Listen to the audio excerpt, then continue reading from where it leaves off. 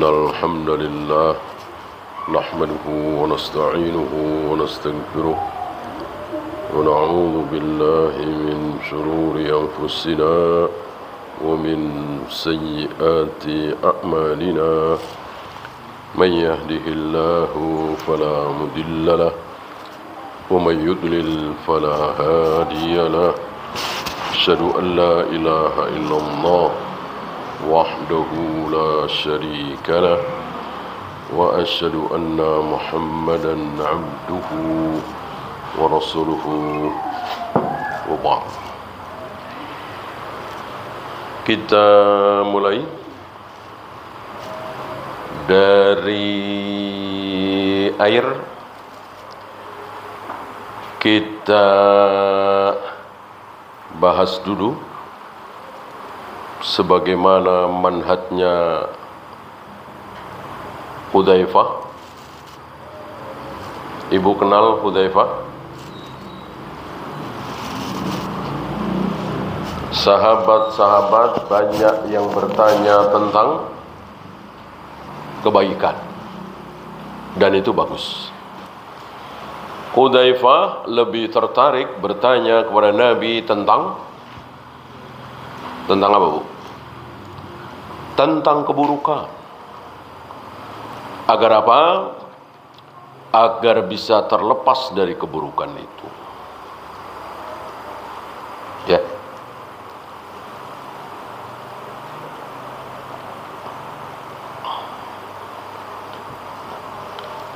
Salah satu keburukan yang paling disukai oleh iblis apa, Bu? Apa, Bu? Iblis senang dengan zina, senang dengan khamar, senang dengan judi, senang dengan pembunuhan, senang dengan korupsi. Tapi iblis lebih senang lagi terhadap bid'ah. Bid'ah. Kemarin sudah kita bahas.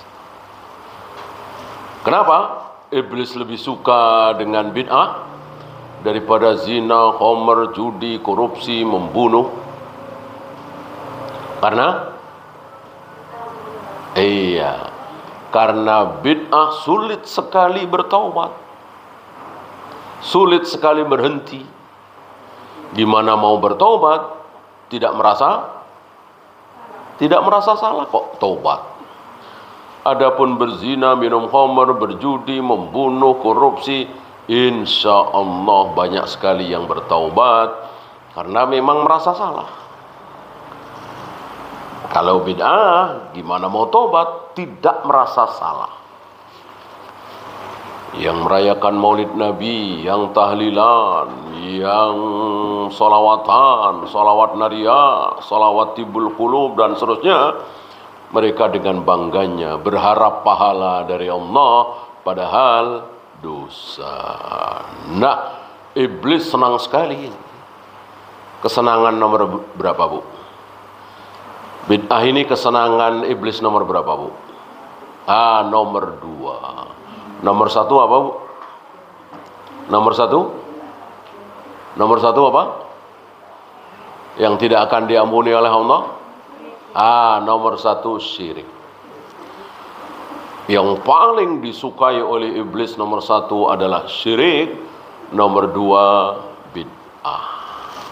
Nah, karena hari ini banyak bid'ah apa sedikit bid'ah, Bu? Hari ini banyak sekali. Di zaman Nabi? Di zaman Nabi? Bukan sedikit, enggak ada. Di zaman Abu Bakar? Nabi wafat, kaum muslimin dipimpin oleh Abu Bakar. Sudah ada bid'ah? Belum. Abu Bakar wafat, kaum muslimin dipimpin oleh Umar. Sudah ada bid'ah? Belum.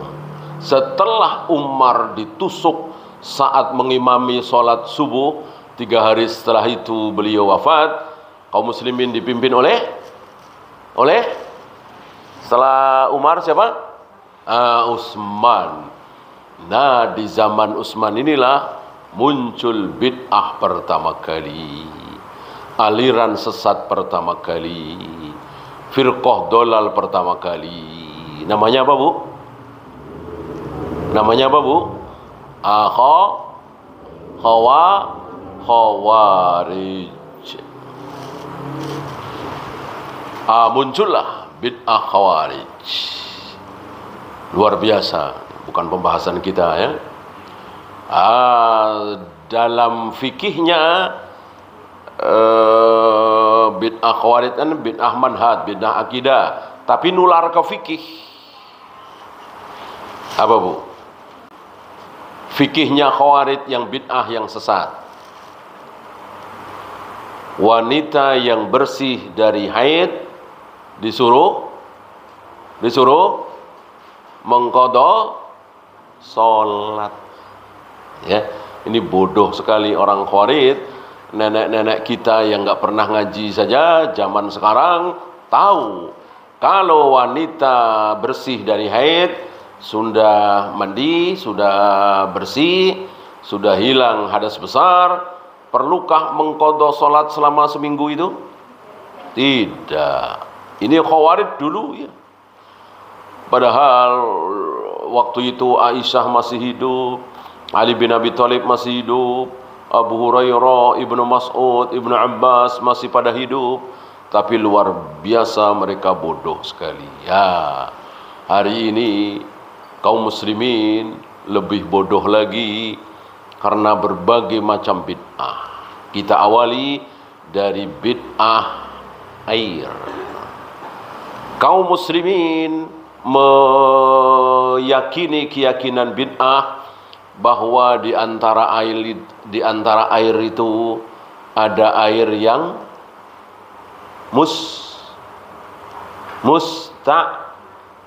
mustakmal. Kalau ibu masih ingat pelajaran di SMP dulu atau SMA, bahkan SD diajarin ya, macam-macam air ya. Ada air mutlak, ada air apa lagi? Ada air suci, mutlak itu suci dan mensucikan. Ada air suci tapi tidak mensucikan. Ya. Air suci dan mensucikan, airnya suci dan bisa mensucikan. Apa? Masih ingat? Ya, air sumur, air laut, air kali, dan seterusnya.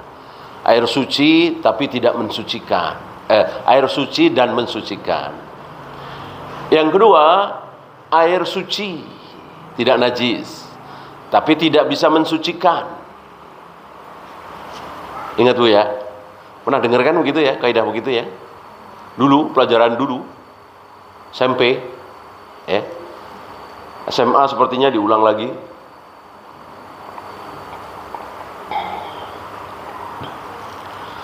Air suci tapi tidak bisa buat bersuci. Masih ingat Bu? Apa? Contohnya? Iya, air teh, air kopi, kuah sayur asem, kuah sayur ya. Ini dulu waktu saya belajar mungkin SMP apa kelas 6 gitu ya. Ya ngapain, siapa yang mau wudhu mau pakai kuah sayur? Siapa mau wudhu pakai kopi?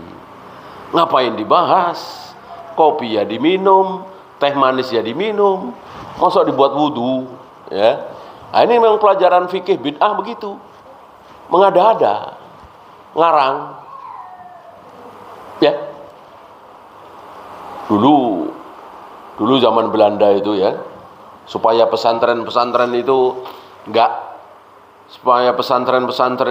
nggak bahas tentang ayat-ayat jihad membela negara, jihad melawan orang-orang kafir, jangan bahas itu. Maka bahasnya apa? Ya begitu tuh. Apa hukumnya kalau orang sedang sholat, kemudian dia karena takut anjingnya hilang, lalu anjingnya diikat ke badan dia. Sholatnya sah apa tidak? Nah, hal-hal seperti itu dibahas supaya sibuk, supaya konsentrasi ke situ, lalu nggak bahas masalah jihad. Dan ini kerjaan Belanda. supaya kaum muslimin tidak ada semangat untuk berjihad ngusir Belanda dari tanah air. Ya. Salah satu proyeknya Belanda, proyeknya penjajah begitu, nyekoki dengan ilmu-ilmu fikih yang nggak ada gunanya. Ya. Nah, ini tidak benar. Nabi tidak pernah mengajarkan pembahasan ada air mutlak, ada air musammas, ada air mustakmal, ya. Nah, yang keliru, yang bid'ah itu mustakmal. Mustakmal itu isim maf'ul dari istakmala yasta'milu. Istakmala yasta'milu artinya apa? Yang belajar bahasa Arab, istakmala yasta'milu artinya isti'mal, artinya memakai, menggunakan. Nah, ini mustakmal. Isim maf'ul diambil dari fi'il mudhari' yasta'milu, yaknya diganti mim kemudian didomahkan, kemudian huruf sebelum terakhir difatahkan jadi mustakmal. Kalau huruf sebelum akhir dikasrohkan menjadi isim fa'il mustakmil. Berarti mustakmal artinya apa? Sudah dipakai. Sudah dipakai. Dan ini bid'ah. Mereka meyakini kalau air sudah dipakai nggak boleh dipakai lagi. Gitu. Misalnya ibu pakai air buat wudu. Kemudian wudunya di bak misalnya ya. Wudunya di baknya ya nggak terlalu besar lah. Nah, kemudian sisa air wudu yang dipakai ibu itu netes ke bak itu lagi. Netes ke bak itu lagi, ya. Apakah air di dalam bak ini masih bisa dipakai untuk wudu? Boleh atau apa tidak? Boleh. Boleh. Rasul pernah mandi bersama Aisyah dan airnya tentu pakai gayung kan, di zaman Nabi kan belum ada pancuran. Pakai gayung, pakai bejana begitu, diambili pakai gayung. Apa ada jaminan bahwa air yang sudah mengena badan Nabi, badan Aisyah tidak kembali lagi ke bak? Ya pasti adalah 1 tetes, 2 tetes, 5 tetes, 10 tetes balik lagi ke bak. Masalah? Enggak masalah. Nah, ini oleh mereka dipermasalahkan, oh enggak sah. Itu namanya air apa tadi? Mustakmal.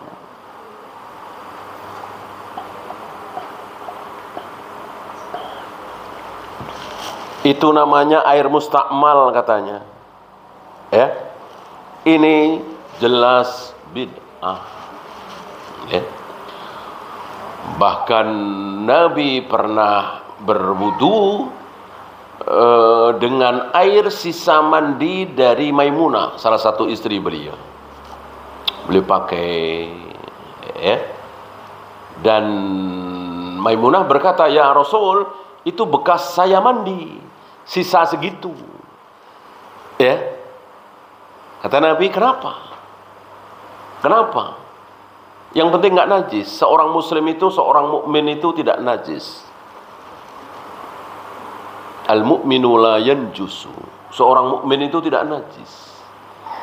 Maka ketika ada air seember, kita masukin tangan kita celupkan ke situ. Apakah menjadi najis? Tidak. Ya. Mereka mengatakan seperti tadi. Air yang sudah dipakai itu tidak boleh dipakai lagi. Ini sebuah ketentuan yang keliru. Sebuah ilmu yang bid'ah. Yang benar adalah boleh. Kalau nggak boleh berarti Nabi nggak sah dong wudunya. Nabi memakai air berwudu dengan air sisa istri beliau. Ya.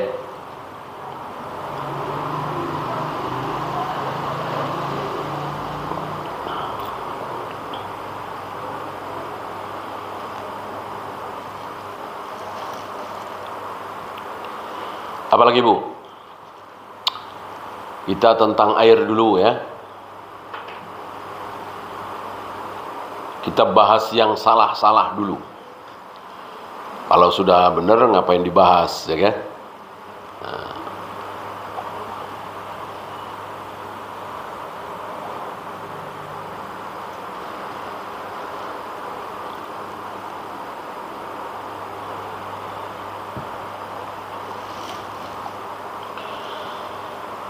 Air menjadi tidak sah untuk berwudu, untuk mandi itu kalau apa Bu? Iya. Kalau berubah warnanya dengan warna najis gitu. Bukan butek, keruh. Di beberapa daerah di Indonesia ini, di Kalimantan Barat misalnya, itu warna air warnanya apa Bu? Pernah ke sana? Ada orang sana? Itu merah. Sahkah? Sah. Sah ya. Jadi keliru kalau mengatakan bahwa air itu tidak sah kalau berubah warna.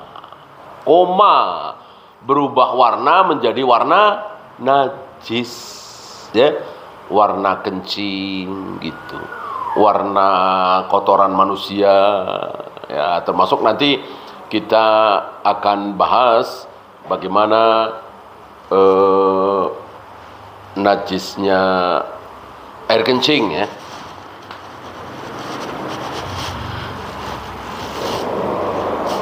Yang najis itu air kencingnya siapa Bu? Yang najis itu air kencing siapa? Hah? Iya, air kencing manusia. Bukan hewan. Kalau air kencing hewan najis, unta misalnya, berarti Nabi pernah menyuruh sahabat beliau minum sesuatu yang najis. Ya padahal yang najis pasti apa Bu? Yang najis pasti haram dimakan, diminum. Yang haram belum tentu najis. Gitu ya. Yang najis pasti haram.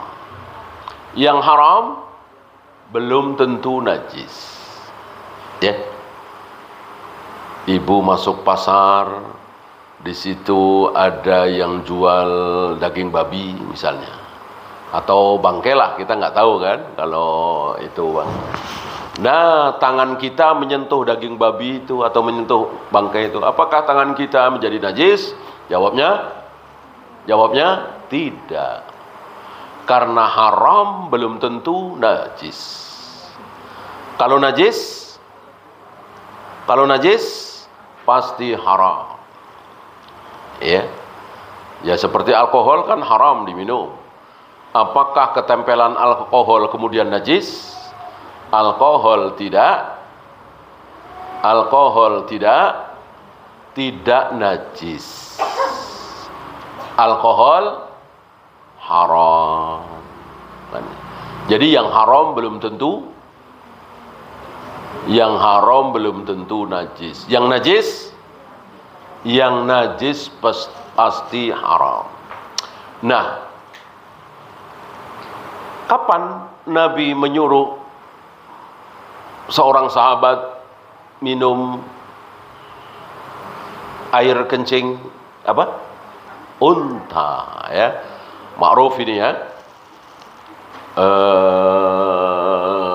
Ketika ada beberapa sahabat yang baru saja masuk Islam, akhirnya dia demam luar biasa, diperintahkan oleh Nabi untuk meminum kencing unta dan sembuh.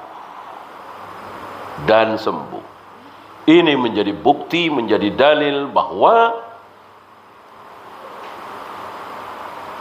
air kencing unta, sapi, kerbau, kucing, dan lain-lain tidak najis.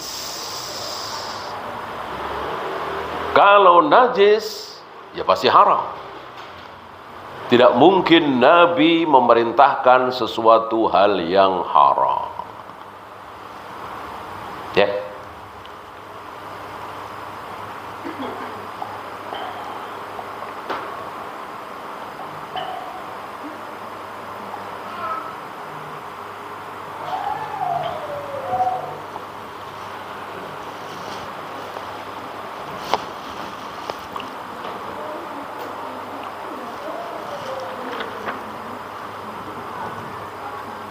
Setelah air, ya, ini kita kesalahan-kesalahan dulu.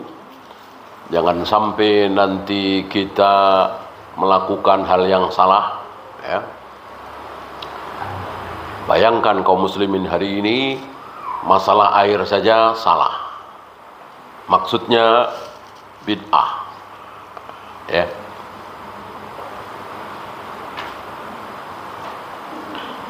Ya. Kita lanjut penggunaan air. Penggunaan air yang setiap hari kita lakukan, apa Bu? Untuk apa? Air untuk apa? Hah? Iya, untuk berwudu. Ya. Yang Ibu tahu kesalahan dalam berwudu? Kita lanjut yang kemarin.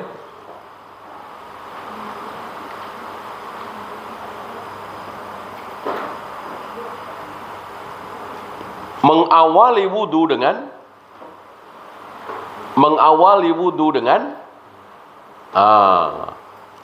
nawaitul wudu'a li raf'il hadasil asghari dan seterusnya. Ini adalah bid'ah. Kullu bid'atin dhalalah wa kullu dhalalatin finnar. Semua bid'ah adalah sesat, semua yang sesat tempatnya di neraka. Ya. Maka sekecil apapun bid'ah kita harus tahu. Ya, tentu kita tidak mau terancam neraka, ya kan? Kullu bid'atin dhalalah wa kullu dhalalatin finnar.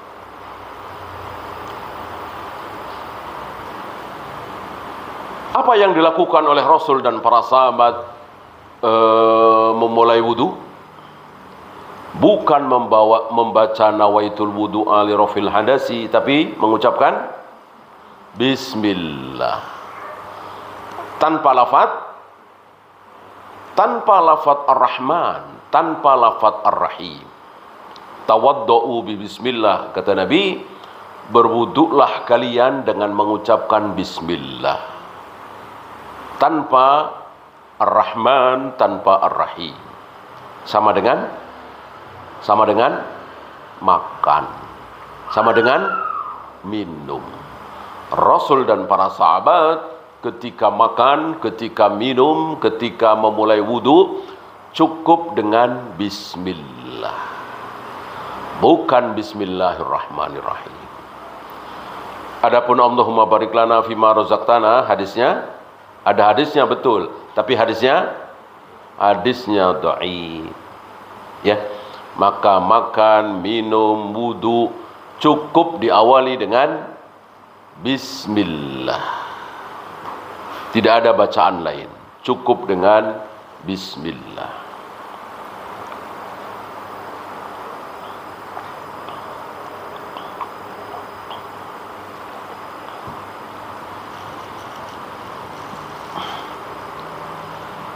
Kemudian kesalahan berikut, sambil mengucapkan bismillah itu sambil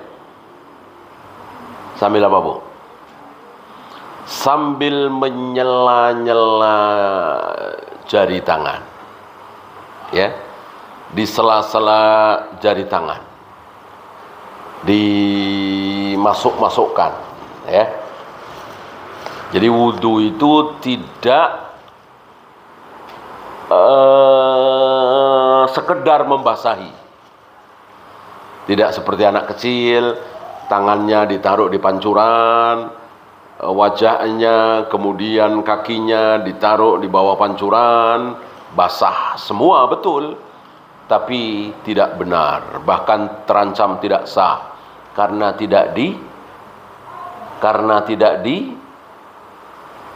harus digosok, ya. Kalau tidak digosok, ini sebuah kesalahan dan terancam tidak sah.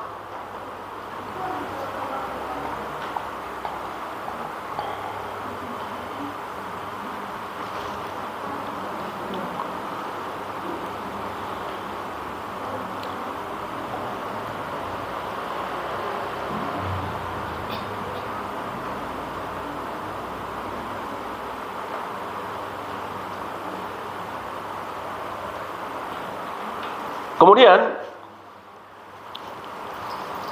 yang dicontohkan oleh Nabi setelah menyela-nyela jari, maka beliau mengambil air dengan satu tangan, dengan satu tangan kanan. Kemudian istinsak dan tamatmat secara bersamaan, ya. Mengambil dengan satu tangan itu cukup, ya. Karena sunnah dalam berwudu itu pakai air sedikit apa air banyak, Bu? Sunnahnya pakai air sedikit, jangan pakai air yang banyak. Maka kalau ibu pakai pancuran, pakai keran, ketika ibu menggosok-gosok tangan, menggosok-gosok wajah, kerannya dimatiin dulu.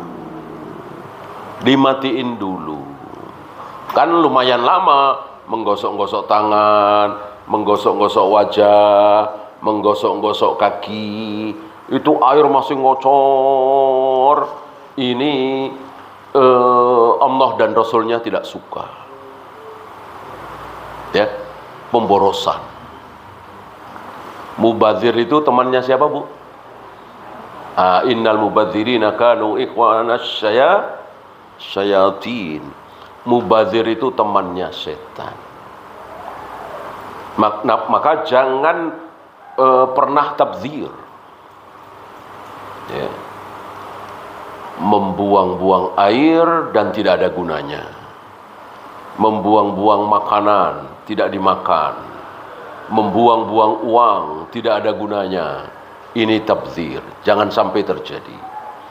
Kalau ada gunanya nggak masalah. Walaupun makanan itu bertonton nggak masalah kalau memang dimakan, ya. Membuang-buang uang buat siapa? Buat masjid, buat pesantren, buat fakir miskin, ya bagus, ada gunanya. Yang tidak disukai oleh Allah dan Rasulnya itu nggak ada gunanya. Itu kan air ngocor terus, air keran ngocor terus, tapi nggak ada gunanya. Ini tidak disukai, ya.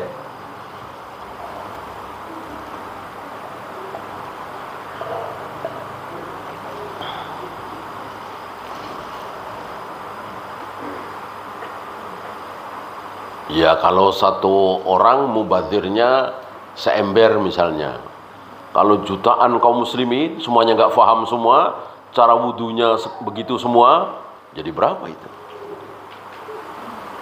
Ya, saya pernah dengar itu dari sisa-sisa makanan, kan banyak orang nggak paham sunnah makan nggak habis, ngambil semaunya, di piring masih banyak. Sudah kenyang karena ngambilnya semaunya. Ya, itu banyak sekali. Kecuali yang belajar sunnah, insya Allah ya. Kecuali yang faham sunnah. Nah, itu dikumpulkan, mereka survei itu di warung, di ini, di itu, dikumpulkan itu ribuan ton. Dan kalau diuangkan miliaran itu. Itu gara-gara apa? Gara-gara tidak faham sunnah. Betul-betul sunnah luar biasa. Kalau faham sunnah ini luar biasa. Sangat luar biasa. Masalah demi masalah itu akan terselesaikan dengan kaum muslimin faham sunnah dan mengamalkan sunnah. Muncul permasalahan demi permasalahan gara-gara apa? Gara-gara kaum muslimin tidak mengamalkan sunnah, tidak faham sunnah. Ini salah satunya. Maka ibu kalau berwudu pakai keran, ambil secukupnya. Dengan satu tangan tadi untuk mulut dan hidung ya, istinsyak dan tamatmat. Gitu.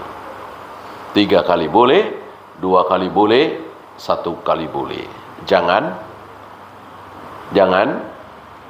berapa kali bu? Jangan 4 kali. Ini israf, ini berlebihan, ini gulu. Apalagi 5 kali, 6 kali. Cukup terbanyak 3 kali. 2 kali mencukupi, 1 kali juga sah.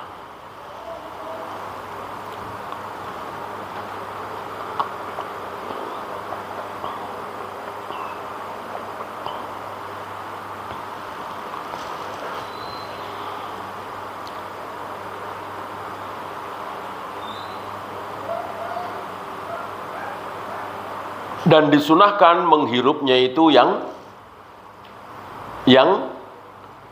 dalam, kecuali sedang apa bu? Sedang berpuasa. Ketika sedang berpuasa, menghirupnya jangan terlalu dalam. Ya.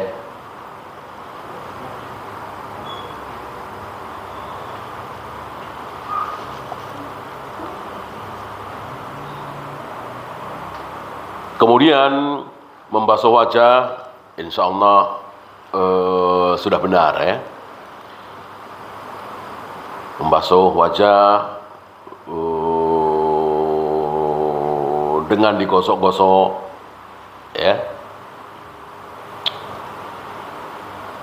Yang banyak tidak benar adalah tadi mengambil air dengan satu tangan, kemudian sekaligus istinsyak dan tamatmat, berkumur dan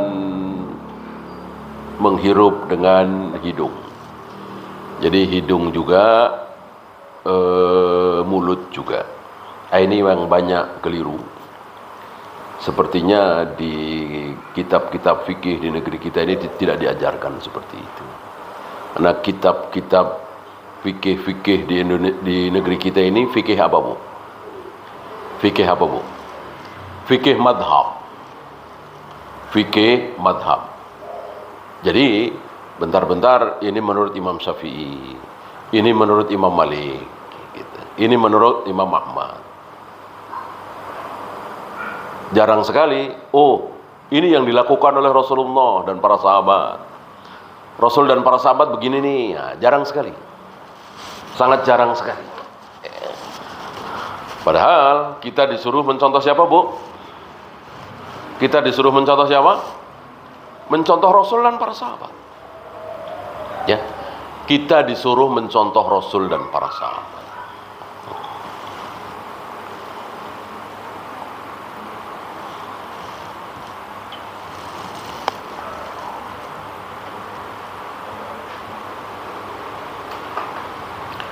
Setelah wajah, tangan digosok-gosok ya sampai siku. Kemarin kita bahas ada syubhat sampai ke mana bu? Ke ketiak. Ya. Itu berdasarkan hadis mudraj. Jadi sabda Nabi, innal mu'mina jaa yaumal qiyamati ghurral muhajjalin min asaril wudu. Nanti pada hari kiamat seorang mukmin itu akan menghadap Allah dengan wajah, tangan, kaki berseri-seri karena bekas wudu. Jadi bekas wudu kita itu dikenali oleh Nabi. Oh, ini umatku. Gitu. Walaupun Nabi belum pernah ketemu dengan kita, insya Allah Nabi akan mengenali kita dengan bekas wudu. Karena bekas wudu itu berseri-seri. Sampai di situ sabda Nabi. Tapi sabda Nabi ini kemasukan ucapan perawi. Istilahnya hadis mudraj. Ya. Apa ucapan perawi? Faman syaa ayyutila ghurrahu falyaf'al. Barang siapa yang ingin memanjangkan bekas wudunya, maka lakukanlah. Artinya, kalau wudu itu biasanya sampai siku, panjangkan sampai ketiak. Kalau wudu itu biasanya sampai mata kaki, panjangkan sampai lutut. Agar nanti berseri-serinya sampai lutut, sampai ketiak. Ini bukan sabda Nabi, ini istilahnya hadis mudraj. Sabda Nabi yang kemasukan ucapan perawi. Ya, sama dengan hadis Asmaul Husna, itu juga mudraj. Bahwa Allah memiliki 99 nama, man ahsaha dakhalal jannah, barang siapa yang mengahsa nama-nama tersebut dijamin masuk surga. Sampai di situ sabda Nabi. Tetapi sabda Nabi ini kemasukan ucapan perawi, yaitu Asmaul Husna yang dimaksud adalah Ar-Rahman, Ar-Rahim, Al-Malik, Al-Qudus, As-Salam, Al-Muhaimin, sampai 99. Ini bukan sabda Nabi, tapi ini ucapan perawi yang tentu bisa benar, bisa salah. Dan setelah diteliti oleh Syekh bin Baz, Syekh Utsaimin dan lain-lain, ada sekitar 24 atau 25 yang salah dari Asmaul Husna yang tersebar di kalangan kaum muslimin, biasanya berada di mushaf Al-Quran halaman terakhir. Suka ada itu Asmaul Husna, itu tidak semuanya benar.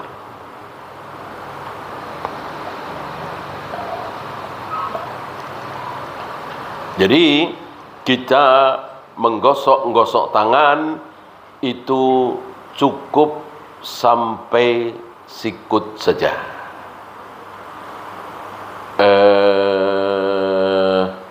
Tidak perlu sampai ketiak. Ya. Nah, setelah menggosok-gosok tangan, apakah kedua telapak tangan kita masih basah? Apa sudah kering, Bu? Masih basah? Apa sudah kering? Kira-kira? Masih basah tentunya ya. Nggak mungkin langsung kering. Maka tidak perlu dibasahi lagi. Ya. Untuk mengusap kepala dan telinga. Untuk mengusap kepala dan telinga tidak perlu mengambil air lagi. Karena dua telapak tangan kita masih basah. Kecuali sudah kering. Karena satu dan lain hal mungkin sudah kering, ya ambil lagi lah. Kalau masih basah, tidak perlu mengambil air lagi. Kedua telapak tangan kita yang masih basah itu kita usapkan ke kepala kita. Jangan bahas rambut, Bu ya. Kepala. Jangan bahas rambut, kepala. Kan rambut ada yang panjang sekali, ada yang pendek, ada yang botak, gundul, nggak ada rambutnya. Semuanya sama. Karena yang dibahas kepala, bukan rambut. Kan suka ada pertanyaan, gimana ketika dicontohkan gitu ya. Itu ada yang bertanya, bagaimana kalau wanita rambutnya panjang? Ya nggak ada masalah. Kan yang dibahas kepala, bukan rambut. Jadi kedua telapak tangan kita tempelkan di kepala kita bagian depan, ya. Kemudian kita kebelakangkan, dari belakang ke depan lagi, langsung telinga, langsung kedua telinga. Atau boleh juga dibalik, di riwayat Abu Daud ada dari belakang. Dari belakang ke depan, lalu dikebelakangkan lagi, kemudian langsung telinga. Berapa kali, Bu? Berapa kali? Cukup 1 kali. Cukup 1 kali. 2 kali, 3 kali bid'ah. Karena Rasul dan para sahabat mencontohkan 1 kali. Berbeda dengan wajah tadi, tangan tadi, istinsyak dan tamat-mat tadi. Itu boleh 3 kali, boleh 2 kali, boleh 1 kali. Adapun mengusap kepala berikut telinga cukup 1 kali. Ya. Kemudian langsung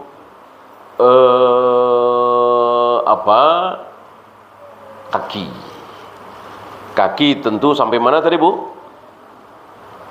Sampai dengkul apa cukup mata kaki? Cukup mata kaki dengan digosok-gosok. Semuanya ya digosok-gosok. Maka tidak boleh seperti anak-anak itu, pancuran, kakinya ditaruh di pancuran, basah semua, betul.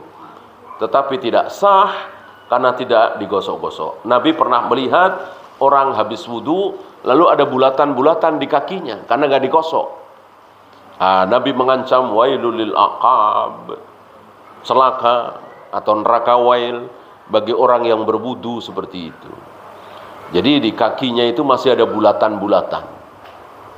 Ya biasa ketika kaki kita kotor, kemudian kita basuh tapi tidak digosok, biasanya kan ada bulatan-bulatan seperti itu. Maka harus digosok. Ya, dan itu wajib. Bahkan mempengaruhi keabsahan.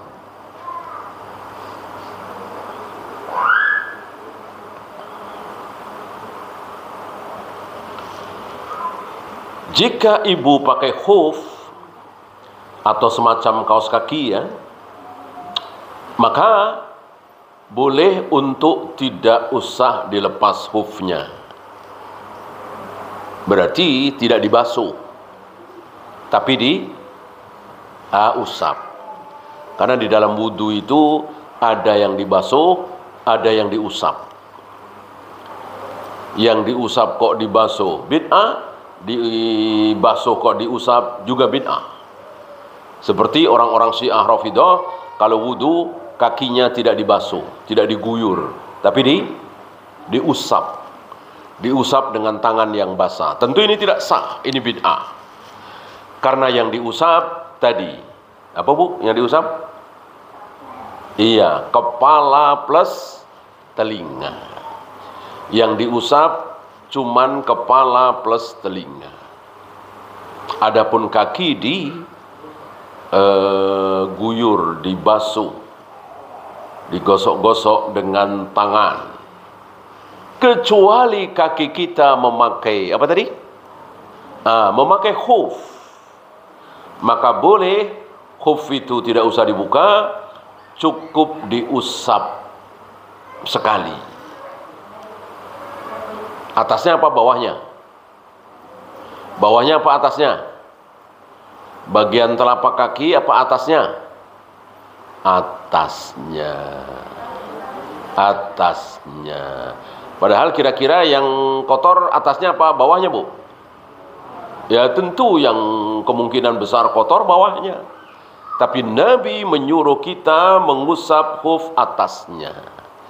Disitulah Ali bin Abi Thalib mengatakan, "Lau kana ad-dinu bir-ra'yi." Seandainya agama itu harus masuk akal, tentu mengusap khuf itu bawahnya, bukan atasnya. Karena yang kotor kan bawahnya tentu. Tapi agama tidak harus masuk akal. Agama betul-betul sami'na wa ata'na terhadap perintah Allah dan Rasulnya. Mau masuk akal, nggak mau masuk akal, mau sesuai nurani dengan tidak sesuai nurani, nggak masalah. Ketika kita taat kepada Allah dan Rasulnya, itulah pahala. Walaupun nggak masuk akal, walaupun tidak sesuai dengan nurani kita, logika kita. Ya. Ada orang muji-muji ibu, disanjung-sanjung ibu. Ya. Ibu suruh ngapain? Kata Rasul, ibu suruh ngapain? Suruh ambil debu, suruh taburin ke wajahnya. Ini secara nurani nggak masuk akal kan? Nggak masuk akal, nggak masuk logika, nggak masuk nurani. Orang disanjung-sanjung kok disuruh naburin mukanya dengan debu. Itulah perintah Nabi SAW. Wa idza ra'aitumul maddahin fahthu fi wujuhihimut turab. Jika kalian melihat orang yang menyanjung-nyanjung, memuji-muji, ya gululah ya, maka ambillah debu, taburkan ke wajahnya. Ini tidak masuk akal, dan itulah agama, tidak harus masuk akal. Ya.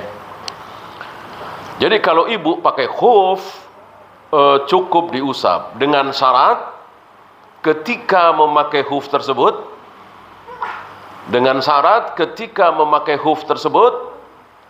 ibu sudah wudu biasa. Jadi kita wudu seperti biasa, habis itu pakai khuf. Ya. Wudu untuk sholat duha misalnya jam 8, setengah 9, habis itu pakai khuf. Kemudian jam 11-an kentut, mau sholat duhur, wudu kayak tadi ya, kan bisa dilakukan di wastafel ya kan. Pas giliran kaki, khufnya tidak usah dibuka, cukup diusap atasnya,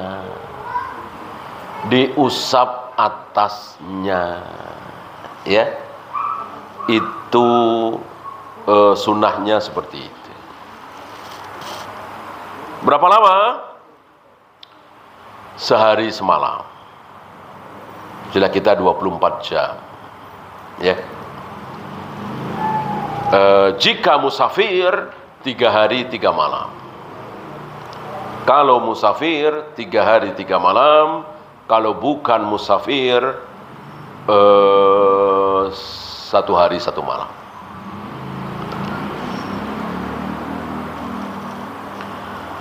Ada pertanyaan, Bu? Jelas ya?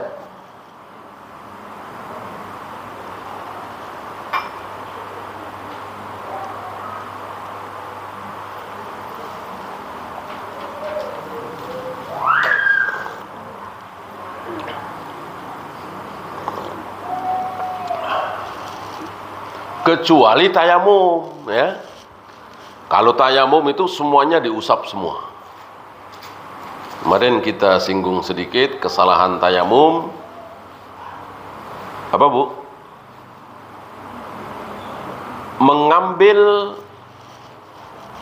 Mengusapkan tangan ke debu 2 kali, ya. Padahal yang sunnah itu sekali, ya. Ibu cari dinding atau lantai atau lemari yang berdebu, ya. Kalau tidak berdebu jangan, cari yang berdebu, dan tentu berasa ya. Ketika kita tempelkan tangan kita ke lemari atau ke lantai atau ke tembok yang berdebu, kan berasa tangan kita. Kalau terlalu tebal boleh ditipiskan. Nah, kemudian langsung diusapkan ke wajah kita. Setelah itu langsung ke punggung telapak tangan kita. Ya. Atau bahasa kita telapak tangan bagian belakang. Ya. Tidak usah sampai ke sikut. Tidak perlu sampai ke sikut. Cukup sampai punggung telapak tangan. Itu yang dicontohkan oleh Nabi Sallallahu Alaihi Wasallam. Lebih dari Nabi apa kemarin, Bu? Lebih dari Nabi adalah bid'ah. Lebih dari Rasul dan para sahabat adalah bid'ah. Kurang, ada kalanya boleh, ada kalanya tidak boleh. Lebih, nggak mungkin. Melebihi Rasul dan para sahabat pasti bid'ah. Rasul dan para sahabat sholat maghrib 3 rakaat, kok kita 4 rakaat, ya tentu bid'ah. Rasul dan para sahabat sholat tarawih 11 rakaat, kita kok 17, ya bid'ah.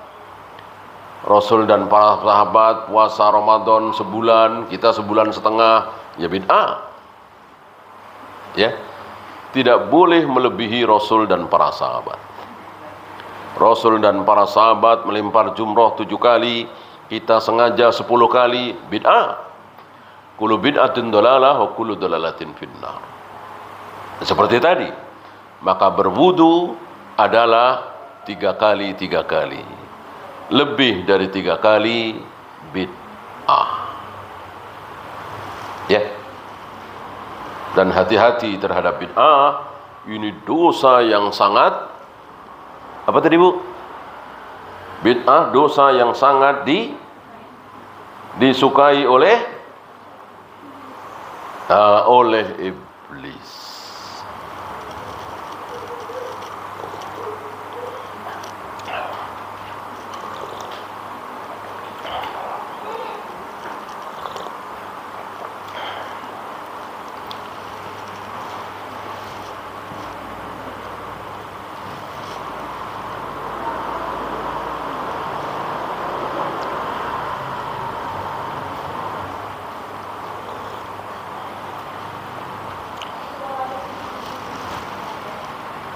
Tayamum itu pengganti apa, Bu?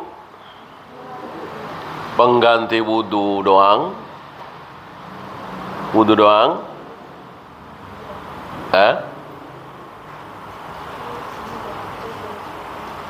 Ibu harus mandi junub karena selesai haid, tapi ibu meriang luar biasa,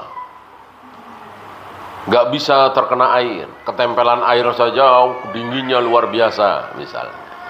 Ya. Adakah cara selain mandi? Adakah cara selain mandi? Harus mandi, harus masak air. Padahal kena air, menderita luar biasa. Ya. Maka ibu tidak usah mandi. Dan hadas besar ibu bisa hilang. Caranya?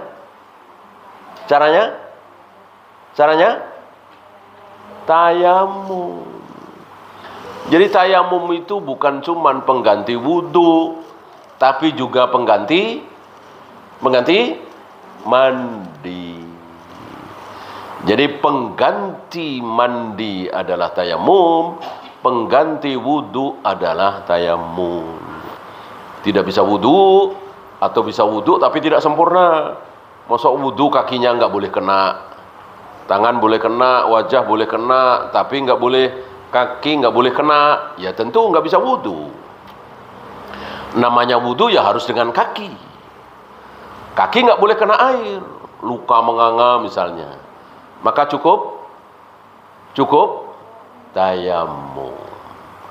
Banyak pendapat wudu biasa, tangannya, wajahnya, begitu sampai kaki tayamum. Tapi ini pendapat ya. Adapun contoh dari Rasul dan para sahabat, Rasul mengatakan barang siapa yang tidak bisa berwudu, tayamumlah. Barang siapa yang tidak bisa mandi, tayamumlah. Awal mula syariat tayamum, masih ingat Bu? Syariat tayamum itu baru ada di syariat Nabi Muhammad SAW. Dari zaman Nabi Adam, Idris, Nuh, Hud, Saleh, Ibrahim, Ismail sampai Nabi Isa belum ada tayamum. Enggak ada syariat tayamum. Syariat tayamum baru ada di syariat Nabi Muhammad SAW gara-gara diawali oleh syariat tayamum gara-gara, pernah dengar Bu? Kalungnya Aisyah hilang. Ini dalam perjalanan. Aisyah sibuk nyari kalung, hilang. Tentu yang lain ikut bantuin nyariin. Gitu kan. Wah, mungkin sampai setengah jam, 1 jam, 1,5 jam, ya. Datang waktu sholat. Kalau tidak salah asar ya. Di situ nggak ada air, nggak ada sumber air. Ini dalam perjalanan. Sampai ada orang yang mencela Aisyah. Ini keluarga Abu Bakar ini memang begini nih. Gara-gara kalungnya Aisyah, ya ngomong gak enak lah. Sibuk nyari kalung, akhirnya datang waktu sholat gak ada air. Gak lama tiba-tiba Nabi tidak sadarkan diri. Biasa, ketika Nabi tidak sadarkan diri berarti Nabi sedang menerima wahyu. Ketika Rasulullah menerima wahyu, beliau dalam keadaan tidak sadarkan diri. Beliau menerima wahyu itu bukan pas tidur, bukan selalu pas tidur, bukan selalu pas, ya dimanapun, terserah Allah. Bahkan Aisyah pernah mengatakan Rasulullah pernah menerima wahyu padahal sedang satu selimut denganku, tidur bersama Aisyah. Artinya terserah Allah, bukan terserah Rasulullah. Rasulullah menepi dulu, Rasulullah cari tempat yang sepi dulu, nggak ada begitu. Itu dukun. Kalau dukun begitu ya. Kalau dukun cari tempat dulu yang sepi, yang nyaman. Rasul tidak. Sedang perang, sedang ini, sedang itu, menerima wahyu. Gitu. Nah, ketika kaum muslimin sibuk mencari air, sibuk mencari apa tadi? Kalungnya Aisyah, tiba-tiba Nabi tidak sadarkan diri. Ya, yaitu menerima wahyu. Apa wahyu yang diterima? Di surat Al-Maidah ya, tentang tayamum. Ya ayyuhalladzina amanu idza kumtum ilas salati faghsilu wujuhakum wa aydiyakum ilal marafiqi wamsahu biru'usikum wa arjulakum ilal ka'bain wa in kuntum junuban fattahharu wa in kuntum marda aw ala safarin aw jaa'a ahadum minkum minal ghaiti aw lamastumun nisaa falam tajidu ma'an fatayammamu sa'idan thayyiba. Jika kalian mau berwudu padahal tidak ada air, fatayammamu sa'idan thayyiba, maka bertayamumlah dengan menggunakan sa'id yang thayyib, debu tanah yang baik, maksudnya tidak bau, tidak terkena najis. Famsahu biwujuhikum, maka usapkan debu ke wajah kalian, wa aydiyakum minhu, wa aydikum minhu, dan tangan kalian. Tangan ini kan panjang ya, tapi dicontohkan oleh Nabi telapak tangan. Nabi mencontohkan telapak tangan ya. Nah, setelah kejadian ini baru mereka memuji-muji keluarga Abu Bakar. Ya. Ya, ada pertanyaan, silakan.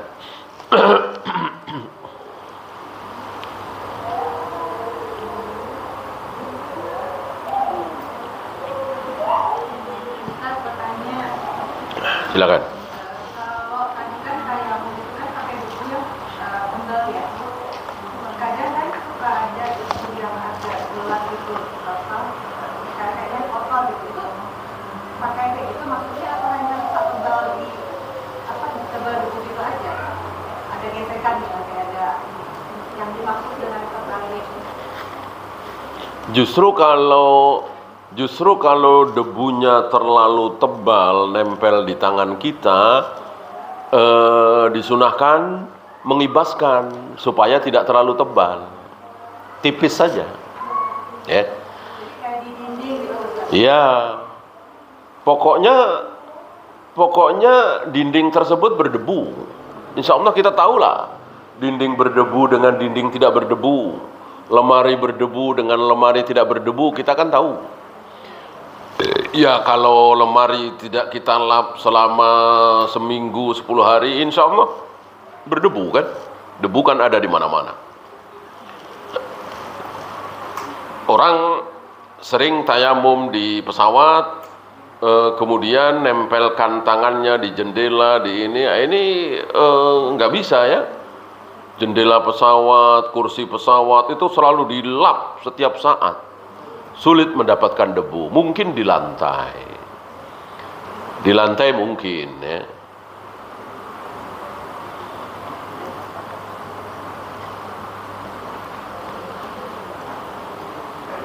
Jadi justru sunnah untuk menipiskan, jangan menebalkan. Ada lagi?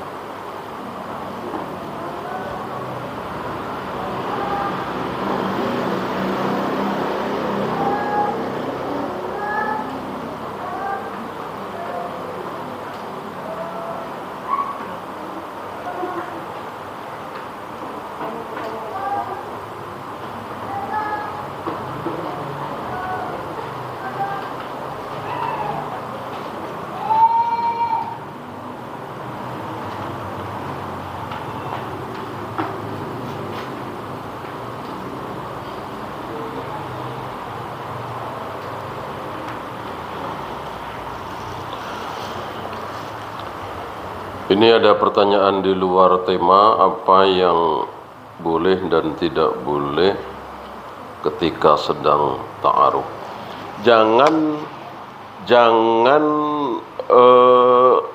Jangan melakukan sesuatu seperti suami istri, walaupun ucapan ya. Ya tentu suami istri itu panggilannya mesra, sayang, dan seterusnya. Bagaimana ketika ta'aruf? Ya tentu tidak boleh. Tidak boleh. Ya. Harus betul-betul menghindari fitnah. Ya. Ya, kalau perlu bahasa yang formal, antum, anti, ya, atau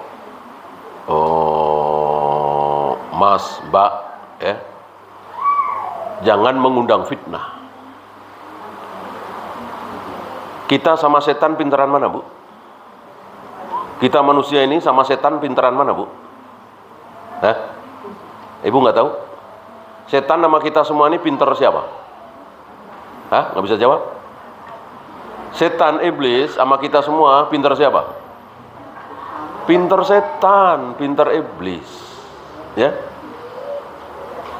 Iblis, setan kerjanya menggoda kita, menipu kita. Itu selama ribuan tahun kan, iblis kan nggak mati-mati. Maka pengalamannya luar biasa iblis itu. Ya. Maka jangan merasa lebih pintar dari iblis. Ya. Ya, bayangkan iblis melihat kita, kita tidak melihat iblis. Gimana kita bisa menang? Gimana kita nggak tertipu? Ya. Maka hati-hati. Ya. Bahkan walaupun sudah melamar, sudah tinggal menentukan hari H, ya, tetap belum sah. Ada talbis iblis, ada tipuan iblis melanda kaum muslimin hari ini, yaitu adanya tunangan. Ya, tunangan atau tukar cincin, jelas ini tidak syar'i. Dan mereka beranggapan seolah kalau sudah tukar cincin itu sudah setengah sah atau hampir sah. Ya. Boleh berboncengan, boleh berduaan. Ini tidak syak lagi tipuan iblis. Ya. Jangan mau ditipu oleh iblis, maka ikuti sunnah Nabi alaihi salatu wassalam. Nabi yang maksum saja, yang dijaga oleh Allah dari dosa dan maksiat, Nabi sangat berhati-hati. Ya. Beliau pernah sekelebat melihat wanita yang lewat dan cantik, maka beliau segera mendatangi istrinya. Itu sekelas beliau. Ya. Maka mestinya kita semua lebih berhati-hati. Ya. Saya udah ngaji lama, saya sudah faham, saya tahu, saya faham manhaj, saya bertauhid. Nah, jangan. Ya. Jangan ucapan-ucapan seperti itu, jangan. Ucapkanlah di diri kita bahwa saya lemah, saya tidak tahu apa-apa, saya mudah tergoda, dan seterusnya. Jika kita sedang sakit di rumah sakit, bagaimana cara tayamum? Sedangkan kita terbaring, belum tentu menghadap kiblat. Fattaqullaha mastata'tum. La yukallifullahu nafsan illa wus'aha. Taatilah Allah semampumu. Allah tidak membebani seseorang dengan beban di luar kesanggupannya. Kalau memang tidak bisa menghadap kiblat, nggak usah menghadap kiblat, nggak usah maksain. Tolong geserkan tempat tidur ini supaya menghadap kiblat, nggak usah. Nggak usah, Allah Maha tahu. Allah tidak membebani seperti itu. Ya. Mungkin meraba-raba, barangkali ada debu yang bisa teraba atau di lantai, ya. Kalau tidak, ya bisa minta tolong yang jaga untuk mencarikan kayu atau apa yang kira-kira berdebu untuk bertayamum. Gitu. Kalau mandi kan, kalau wudu kan berat tentunya, apalagi mandi ya, maka cukup dengan tayamum. Dan tidak benar ada pendapat bahwa sekali tayamum untuk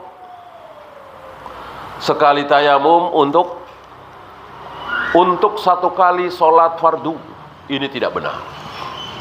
Tayamum itu pengganti wudu. Apa yang boleh pada wudu, boleh pada tayamum. Seluruh sifat wudu, apa yang boleh dilakukan oleh orang yang sudah wudu, tentu boleh dilakukan oleh orang yang sudah tayamum.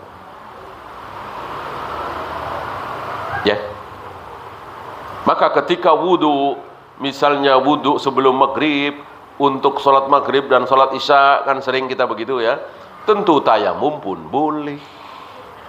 Maka sebuah anggapan yang keliru kalau sekali tayamum untuk satu kali sholat wajib. Ya, yang benar sama persis. Wallahu a'lam. Ada lagi?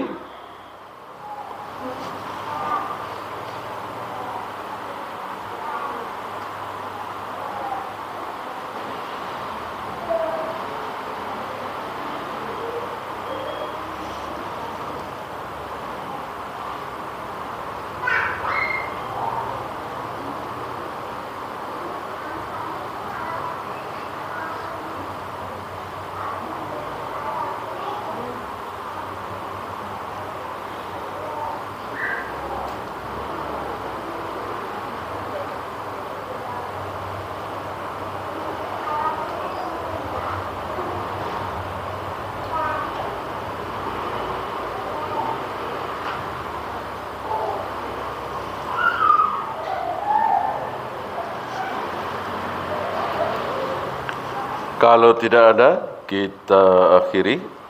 Subhanakallahumma bihamdika asyhadu an la ilaha illa anta astaghfiruka wa atubu ilaik. Assalamualaikum warahmatullahi wabarakatuh.